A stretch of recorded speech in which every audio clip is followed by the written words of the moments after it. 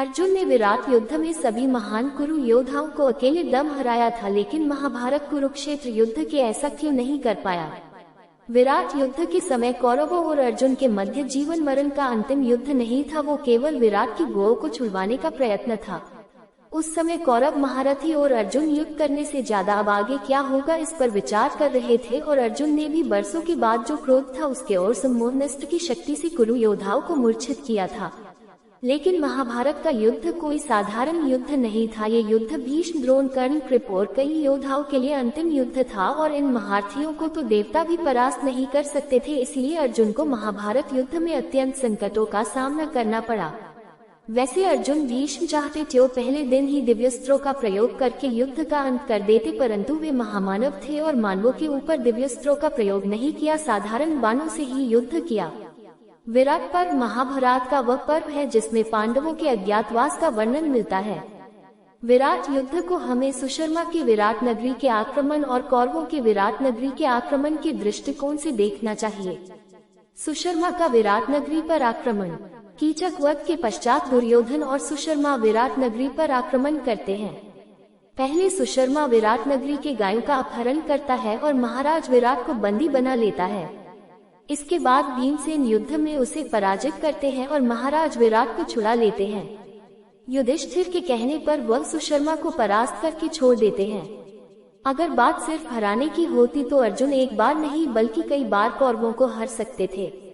अर्जुन बहुत पराक्रमी थे, लेकिन महाभारत युद्ध में कौरवों को हराना नहीं था बल्कि उन्हें समाप्त करना था, उनका वध करने था। और उस युद्ध में इतने बड़े बड़े महारथी थे जिनकी मृत्यु आसान नहीं थी।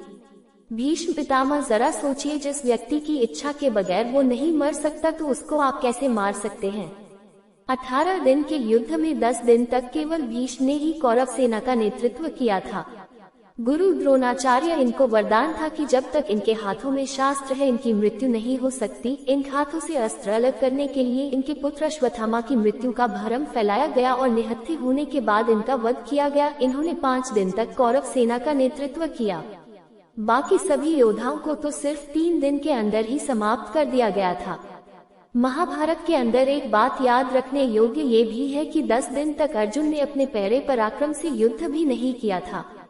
लेकिन जब भीष्म पर अर्जुन के बाण असहाय साबित हो रहे थे और भीष्म ने हाहाकार मचाया हुआ था, उस समय भगवान ने कहा था, अर्जुन तुम मुंह से बाहर नहीं आ रहे हो और अब मुझे ही भीष्म पितामह का वध करना पड़ेगा। इससे ये भी मालूम पड़ता है कि 9 दिन तक अर्जुन ने मन से युद्ध नहीं किया था, इसलिए ये भी समझा जा सकता है कि युद्ध 9 दिन में खत्म हो सकता था। और जिस युद्ध में विश्व के सभी देशों ने भाग लिया हो उसमें इतना समय लगना तो जायज ही है, लेकिन इसके विपरीत विराट युद्ध में सिर्फ कौरवों ने ही भाग लिया था, बाकी देशों ने नहीं। महाभारत के कई संस्करण आज के समय में उपलब्ध है, और क्योंकि प्राचीन समय में घटनाएं श्रुतियों के माध्यम से एक पीढ़ी से दूसरी पीढ़ी तक स्थानांतरित होती थी, इसलिए हर बार जब भी कथा एक समय से दूसरे समय में जाती रही तो उसमें मिलावट और भिन्नता आती रही।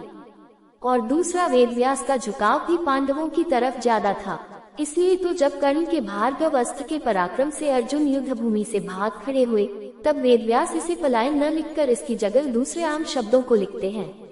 लेकिन वही एक बार जब भीम के साथ युद्ध में कर्ण घायल होकर मूर्छित हो गए और उस स्थिति में कर्ण के सारथी रथ को सुरक्षित जगह लेकर गए तो इसे वेदव्यास ने पलायन शब्द लिख दिया। ये मैंने एक उदाहरण दिया। ऐसे और बहुत से उदाहरण हैं जहां वेदव्यास ने शब्दों में भी हेर फेर कर पांडवों को श्रेष्ठ बताने की भरसक कोशिश की है। इसलिए इसमें कोई अतिशयोक्ति नहीं कि वेदव्यास के महाभारत के हीरो तथाकथित महावीर अर्जुन ही हैं। यद्यपि कर्ण पर्व पढ़िए।